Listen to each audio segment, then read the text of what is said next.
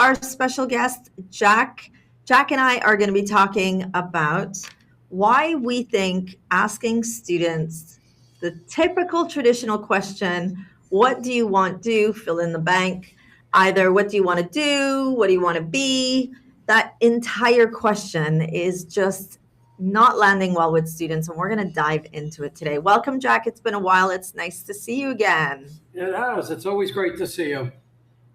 Amazing, amazing. So, what's it like at your end of planet Earth? What's the weather like? What's the weather like in New York City? It is a beautiful sunny day. We've had temperatures ranging from 60 to 100. So today is wonderful and beautiful. So good to be with you. Amazing. So, I'm just checking to see that all is well, that we are actually live. And it looks like there's a bit of a glitch, but we're not going to stop. We're just going to keep going because the last time this happened to me, we were actually live. So we'll just keep going. And if it didn't work, we're going to have to do it again. All right, Jack. So we're talking about high school students being asked this question, what do you want to be when you grow up? Or what do you want to do when you graduate? And we're at the time of the year where some students over in the UK or students who did UK exams have just received their grades. The students from North America would have received their grades in June. International students would have received their grades between May and June. So everyone at this time is starting to think about, did they make the right decision? Parents are preparing their children for either, post-secondary education or getting them ready for adulthood. What do you think in terms of your journey of raising children, grandchildren, working with young people, and also working with people at different parts of their career? Do you think that question should be better framed? And if not, how can we make sure that we're getting it right? Because it seems like students are they're not feeling very empowered by that question. Yeah, I think it's a good question. Okay, it's a reasonable question. The problem is that we're asking young people to choose a direction before they understand the person doing the choosing. Students have to make a choice. They've got to make a decision. They have to have a direction. The problem that we're facing is really the sequence. You've got to start in the beginning because the beginning is a very good place to start. Okay. We're asking them to select majors and careers and directions and, before we help them recognize who they are. And that's where I always start. Every single thing I've ever done, you've got to start in the beginning. And before you ask somebody, who do you want to be? You really have to pose it as a very different question. And the question is, who are you? What are your interests, your abilities, your experiences? And, what have they revealed about who you are, about what makes you you? And we'll come back to that, but that's the essence of what I do. Career education should begin with what I call recognition, not selection. So you've got to start with the person first. Okay, that's great. That's also very big though, Jack. Oh, you went. So let me drill down then. You're a parent, you've got kids, right? When the kids come home from school, what's the one question you ask them? How was school? No question. They won't talk to me. They're tired. Mama, I'm tired. Don't talk to me right now. Okay, but mostly everybody else, okay, whose kids, even though they won't talk to them, the parent asks the wrong question. How was school? Universally, if they give you a response, they're normally going to say one word, fine. Right? I'm sure you've had that at some point in your life, right? Yes. So what's happening is that you're asking them for a very, very big answer to a gigantic question. Not only how was school, But now you're asking them, what do you want to do for the rest of your life? There's no bigger question than that. So you've got to really reframe it. All right. The student isn't the problem. The sequence is. You've got to get them to understand, what's happening in their life. And what happens is they get turned off, and you started touching upon it. A kid's going to say, oh my God, I can't answer this question. I'm overwhelmed. What's wrong with me? Okay, why does everybody else have a solution to this problem, right? What if I choose wrong? What if I make a mistake? I'm going to disappoint my parents, my teachers, my friends. So what you're doing is you're giving them unbelievable pressure, and what I do, and I think, what you do also, is you start to begin to develop a framework. You try to get them into it. And, I use my many, many, many decades of experience building brands and companies. And you and I do very similar things. We start with a situation analysis, a strategic assessment, a root cause analysis that begins at the beginning in terms of let's figure this out a step at a time. So the answer to the opening question is we're asking a too big of a question for anybody, whether it's a kid, a teen, an adult. They can't answer that question. You've got to gradually get into it and build it a step at a time. One of my favorite analogies is look at the incredible difficult time poor Dorothy had when she wanted to get home in The Wizard of Oz, right? She went through wicked witches. She went through flying monkeys. But what happened? Glinda basically said, you've got the answer all along. And that's the process that I go through with people in terms of trying to outline necessary steps to make the person say, who am I? What makes me different? How do I build this story that's going to give me a differentiation personality, and that's going to give me eventually a direction? It's never going to give you the definitive answer. You need the foundation first. Does that make sense? It does, but that was a lot. That was a lot to take in right now. So I just want to, I just want not fleshed out enough. I want to put out there that it doesn't look like we are live on LinkedIn, but we're definitely live on YouTube. So we're going to keep going with it. And anyone watching right now from YouTube, or if for some reason we are live on LinkedIn, feel free to put your questions in the chat box and we'll make sure to get them to you. So Jack, that was a lot. We're going to break it down slightly. If we can go back to one of the first things you were saying is about what makes you you. Now, for a teenager, that's a big question. That's a loaded question. And many teenagers would be like, I have no idea. How do I answer that question? Is it my grades? Is it my hobby? Like, what is it? So break that down into bite-sized pieces, Jack, because that was a lot. The bite-sized pieces are what makes you you is absolutely not what you've done. Okay? It's who you are. It's what you've done with that information as a person. The term persona, personality, you really need to get deep down to say, the questions that I ask through what makes you you is that answers that question. Nobody can answer that question as a statement. You've got to build the story. The story that I start with is 3 questions, 3 areas, right? The first is what consistently captures their attention, your friends, your teachers, your family. What do you do as a person that stands out? Number 1. Number 2, what do other people naturally count on you for? Okay, what skill set do you have that people say, geez, I'm going to come to Jack because he knows all the restaurants in New York City. He's developed a database of restaurants, right? Jack knows a lot about running because he's run 11 marathons and 38 half marathons. So people are going to come to me for that expertise. This starts to paint the picture. The last thing is, what conditions in your life, what makes ease of access, what brings out the best of you? For me, again, it's telling stories, it's telling my history. So what happens is nobody can answer what makes you in one lump sum.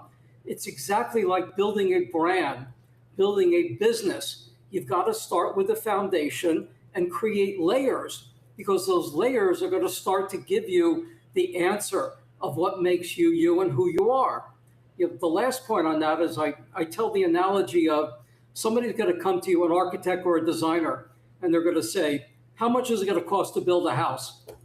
And what's that architect going to say? I got no idea. And he goes, well, you're the big shot. How do you not know? Well, you've got to give me information. You got to give me help. How many bedrooms do you want? How many bathrooms do you want? Do you want a pool? Do you want a deck? So you see the analogy? You've got to build this story. You've got to build the database of information for the person to figure out what makes you you. Okay. So I'm gonna play devil's advocate right now and kind of put myself in the shoes of students that I've worked with. And when you said, like, what are you known for? You know, many students, how would you respond to if a student told you, well, I'm known for talking too much in class, or my friends know me for being like really funny, or my friends know me for, being late all the time. How would you respond to that as you're having that career conversation? All right. So, in terms of talking a lot, being funny, all right, the and again, I'm not drawing instant conclusions. I'm trying to create patterns and observations that will then, once you have the whole information, that's going to give you the ultimate direction to say. So somebody that talks a lot, somebody that's funny. What you've got there is you've got great presentation skills. All right. Presentation skills work for actors, for lawyers, for teachers. So if you're giving me tidbits of your personality and what you're known for, you're going to start to see patterns and directions that are going to be revealing to say, here are cause and effects. The problem with cause and effects is it has to fit into who you are and what you want to do, and more importantly, what you don't want to do. Somebody could say, you know what, I'm done with school. I've done, 15 years, 16, 18 years of education. I'm done with that. I don't want to ever be in a classroom. But I like being center of attention. All right. So those things start to give me indicators and directions on who that person is, what they don't like to do, what they do like to do. So I struggle with that, Jack, because, at 16 and 17, students are just reacting to their environment. So, when they're behaving a certain way at school, very often you'll hear parents saying they're nothing like that at home. So how do we know that that is what makes them them? I think that young people are very young to start pinning themselves down to traits or characteristics, and I understand that you're saying patterns. We're looking for patterns to get them thinking and creating and being, sort of like broadening their reach. But how do you, when you're speaking with young people, how do you ensure that they're not pinning themselves down to a specific trait that may or may not be who they really are? It may just be who they are in that context of their life.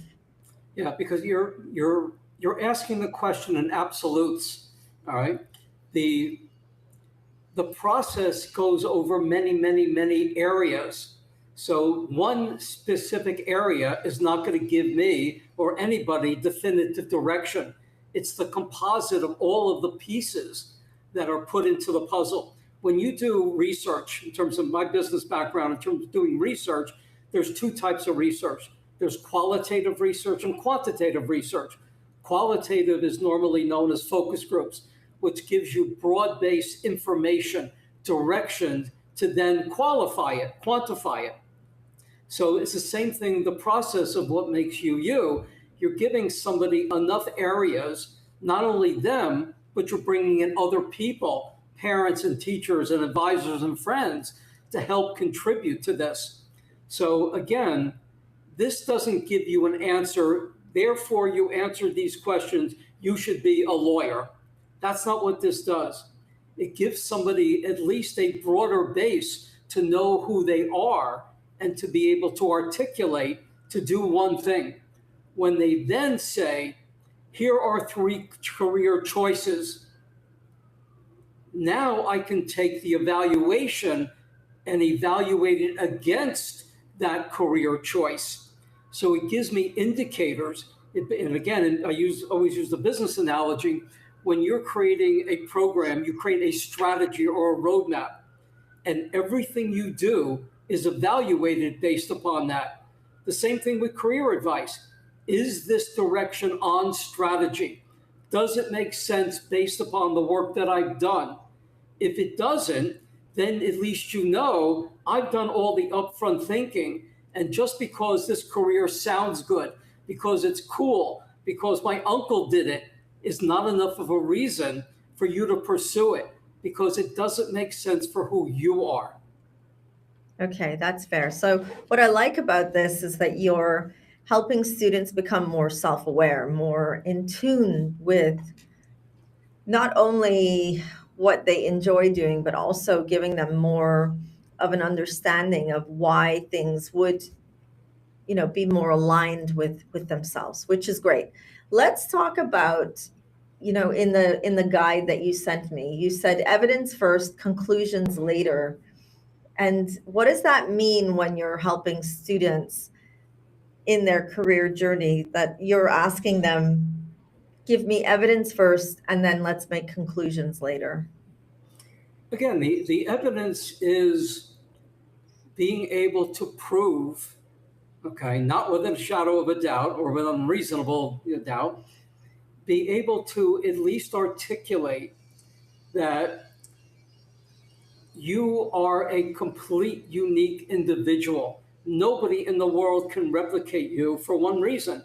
Your DNA is unreplicatable, if that's a word. If not, I just made it up. The ability to identify who you are is the evidence that is the strategy. Okay, so it goes back to what I previously said. Once you can create the evidence of here are my pain points, here is what I'm good at, here's what I like, here's what I don't like, here's what other people say about me, that composite information gives you the evidence to then test that evidence against what you want, what then now appears to be a direction, a roadmap for a class to take, a career to pursue, a journey to take. So what we're giving you is evidence is strategy. Evidence is your foundation to evaluate everything against. Because before, where we started, you're asking an open-ended question that nobody in the world can answer. What makes you you gives you that foundation to evaluate. Okay, where you didn't have that evaluation tool or that evidence prior. Okay.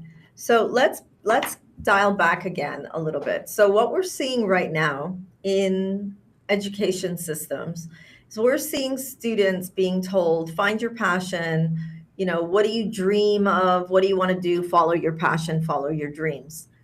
Then in the labor market, we're seeing a real job shortage, and we're seeing university graduates struggling to find employment.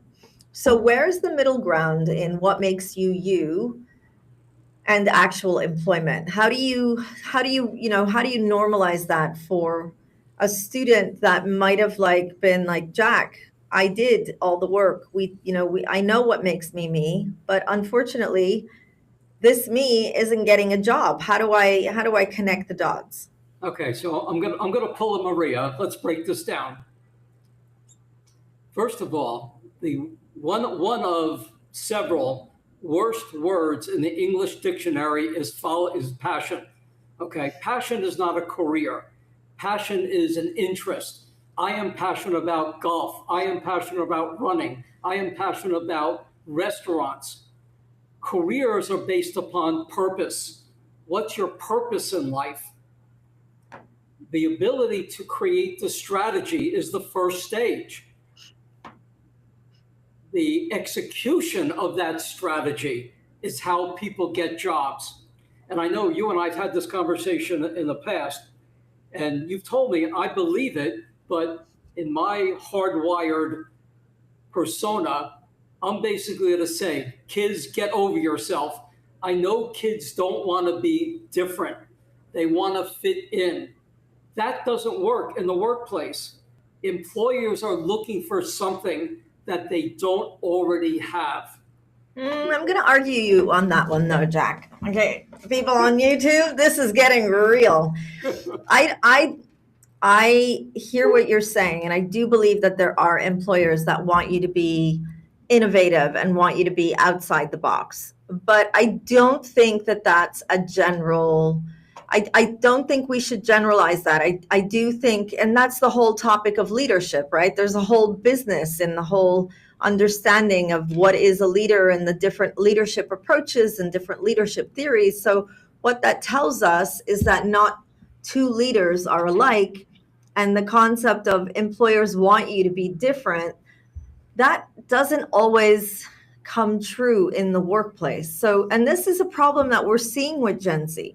We're seeing employers struggling to find talent, and then Gen Z not wanting the jobs that they're being offered. And it's not because they don't want to do the work, it's because they don't resonate with the employer's leadership style. So, although we tell students we need you to be different, employers are saying sometimes the complete opposite. Now, so the wrong word there is different. Okay, this is such a big topic, but the difference that employers are looking for is, I need something that I don't have, right? So that's very different than being different. I am a very different personality by design, but my skill set of seeing what others miss is probably a rare skill that a company doesn't have. So I'm not looking for a different person in terms of, you're a vegan, okay, or you're a vegetarian. That's different. I need a different way of thinking that I don't have. That's the first step in terms of at any level, from a teen getting into college, a college first job, somebody's trying to reboot their career. They've got to provide two things, and this is the key answer to your question. That if you take nothing away from our conversation, this is the golden nugget. I hate that term. I just used it. This is the key term. What a person has to provide is an added benefit. What benefit are you going to provide that I don't already have? And that's cost of entry. That's at least going to get you in the door, because your CV, your resume, your interview has to convince somebody that I'm going to give you something that nobody else is. That's your cost of entry. The piece that nobody, or rarely, I've never found anybody that goes to the next step. And the key is, what added value are you going to provide that nobody else does? Those two components are why people, kids, adults, have such a difficult time, because all they're willing to do, and most of them are lazy. Okay, I'm not embarrassed to say that. They're really lazy. Jack, no, we can't. No, that's so unfair. They're lazy because they don't want to do the work and figure out. Okay, all they're saying is, here is what I've done. Look at my resume. I've increased sales 20%. I volunteer for Habitat for Humanity. That's what you've done. You need to figure out the why you've done it, the added value that you can bring. That's Jack, the part that I say people are not willing to do the work, because that's hard. Oh, Jack, no. You've just literally summed up every every point that I'm speaking to employers about. First, they're not lazy. That's the first thing. Second, they are. Why? Well, why aren't? Well, in your opinion, why do you think people aren't lazy? I don't think people are lazy. I think that unless you're clearly understanding what's expected of you, then of course you won't achieve what your employer wants. Honestly, I think it always comes down to the leader. If the leader, members of your team are mirroring how you are as a leader. And again, we're not going to generalize, but as the leader of the team, if you're seeing that the results returning to you are not according to the standard that you want, before you start pointing fingers at your team and saying they're lazy, they don't want to do the work, they're just not good enough, you want to really take a look in the mirror and say, how did I communicate my expectations?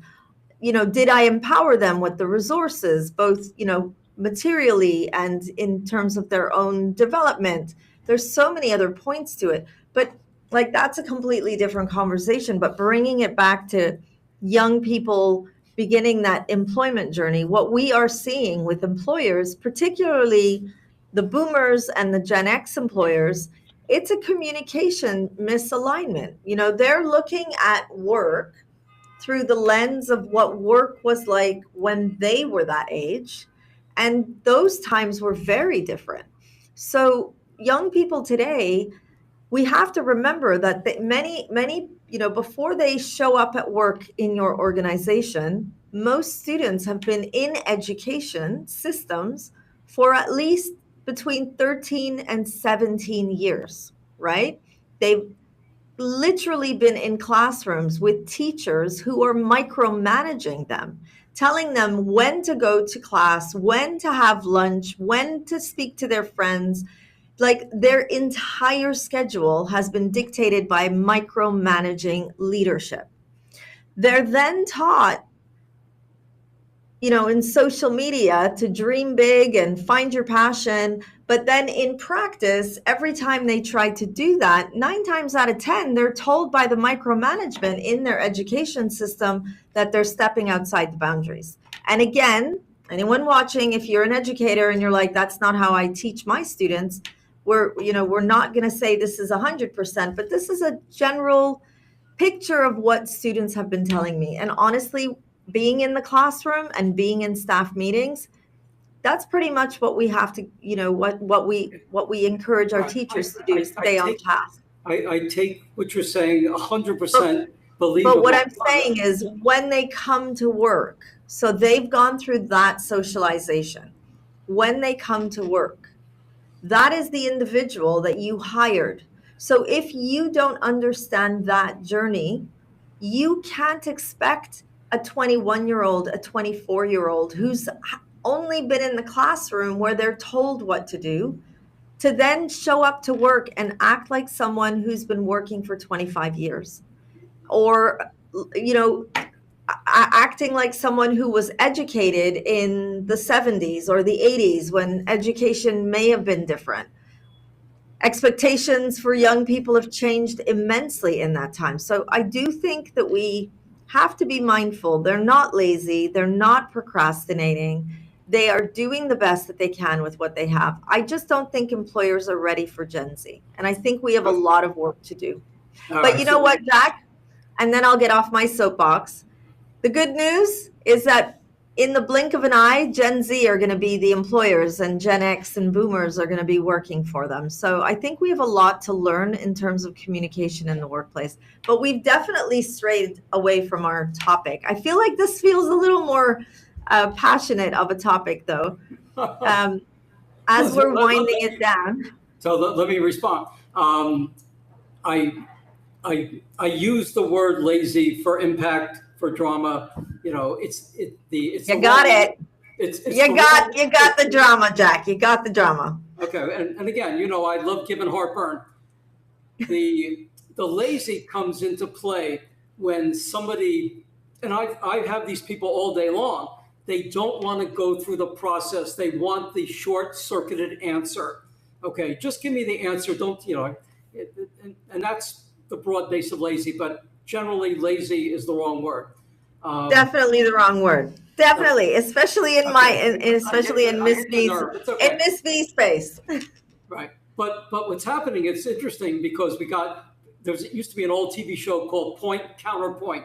You come from the education side. I come from the completely other side of the business side. So I see one side of the desk, you see, kind of before the desk was even there. Okay. But I'm also an employer, and I've also helped with employers. So I do see the full view. I just think when, when you only look at it through the lens of an employer, and I'm not.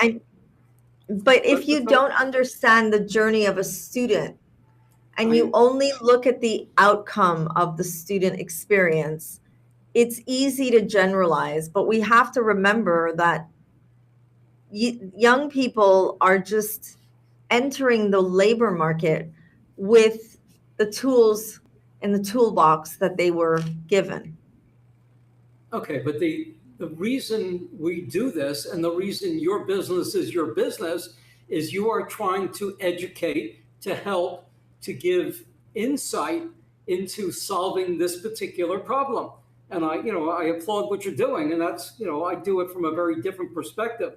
But until somebody understands that you are entering somebody's workforce, it's their rules, it's their game. If you choose to play, you have to understand what you need to do prior to, you need to read the rules before you play the game, right? And, I'm not saying they're good rules, but, it's theirs, it's not ours. It's my basketball, it's not yours. If you want to play, here are the rules that we're setting up. So for a student coming into the workforce, they can't go in with a myopic vision. This is what my life is. You've got to accept it. You have to understand from the other person's perspective. Here is what they're doing, and what you're articulating is very, very accurate. So you've got to get on your soapbox and tell these kids, these people, here is what's going on in the real world. You need to be prepared for it. You have to add another layer to everything that you've been taught for 18 years, because that's a piece of the foundation. Now let me give you the next piece of the foundation. And maybe, I don't know this world you do, the population as well as you do, but maybe they're saying, I don't want to play that game, right? This is who I am. This is what I want to do. They have to accept it. You know what? No, they don't. Unless, if you want to play by your rules, that's a different job. That's an entrepreneur. Okay, then that means you've got to do what you want to do, the way you want to do it, to the degree that you want to do it, because you can set the ground rules. So that's a different career path. That's why, full circle, you've got to figure out what makes you you. Okay, are you a person that is willing to take risks? Okay, I got people all day coming to me saying, I want to be an entrepreneur. I'm tired of big business. Well, are you willing to live without a paycheck? No. Are you willing to make all the decisions? No. Are you willing to have a, not to call, the HR, not to call, what's it called? The help desk? I mean, that makes me crazy all day long. There's no help desk for me to call, right? I got to figure it out or call a friend. So I even still hate that, but that's the path that I chose. So what I'm saying is, people like you, and to a degree me, we've got to get on that soapbox and educate in a very different way what the real world is, and does it match who you are at this stage in your life. And nothing is finite. The good news is it's your life. You get to direct it the way you want to. Love it. Love it. All right, Jack, I think we're going to end that. We're going to end this topic here today. It was fun being on YouTube. We thought we'd be on LinkedIn. I don't know what happened there, but it was fun to be here on YouTube. Definitely want to come back again and engage with our followers here on YouTube. If you're just joining us now or watching the replay, Jack and I began a conversation with the topic of, stop asking teenagers to fill in the blank of what do you want to be, or when you grow up, what do you want to do?